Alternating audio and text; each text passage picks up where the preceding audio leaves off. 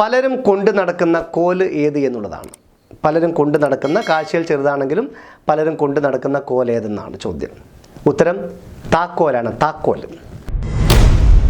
ഇന്ന് ജ്വല്ലറി പോയിട്ട് വാങ്ങുന്ന സ്വർണ്ണം ഉണ്ടാവും, ഗോൾഡ് ഉണ്ടാവും, അല്ലെ 10 വർഷം മുന്നേ ഉള്ള ഗോൾഡ് ഉണ്ടാവും, അല്ലേ?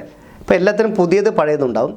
അതായത് ഗോൾഡിനെ അല്ലെങ്കിൽ സ്വർണത്തെ എങ്ങനെ നമുക്ക് പഴയതാക്കാം എന്നുള്ളതാണ് ഇവിടെ ചോദ്യം. അതായത് സ്വർണത്തെ എങ്ങനെ നമുക്ക് പഴയതാക്കാം, മറ്റൊന്നല്ല.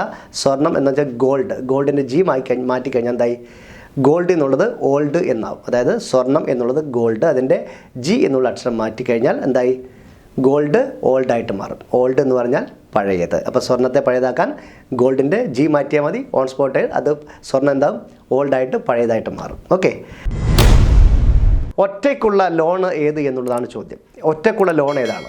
ഉത്തരം ഇതാണ്, എലോൺ. അതായത് ഒറ്റയ്ക്കുള്ള ലോണാണ് എലോൺ. എലോൺ എന്ന് പറഞ്ഞാൽ ഒറ്റയ്ക്ക്, ഏകനായി എന്നൊക്കെ പറയാം, അല്ലേ?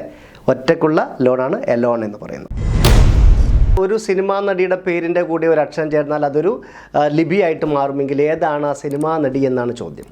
മറ്റൊരു സിനിമാ നടി ഇതാണ്, റോമയാണ്. റോമ എന്ന് പറയുന്ന സിനിമാ നടി. അതിൻ്റെ കൂടെ ഇൻ എന്നുള്ള അക്ഷരം ചേർന്ന് റോമൻ എന്ന് പറയുന്ന റോമൻ ലെറ്റർ, അല്ലേ? റോമൻ ലെറ്റർ എന്ന് പറഞ്ഞൊരു സംഭവമുണ്ട്. അപ്പോൾ അത് സിനിമാ നടിയുടെ പേരിൻ്റെ കൂടെ ഒരു അക്ഷരം ചേർന്നാൽ അത് ലിപിയായിട്ട് മാറും. ഏതാണ് ഉത്തരം? റോമൻ ലെറ്റർ നമ്മൾ പറയാറുണ്ട്. ഓക്കെ.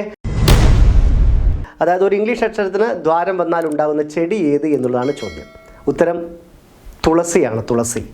സി എന്നുള്ള ഇംഗ്ലീഷ് അക്ഷരത്തിന് ദ്വാരം, തുള വന്നു കഴിഞ്ഞാൽ എന്തായി? തുളസി.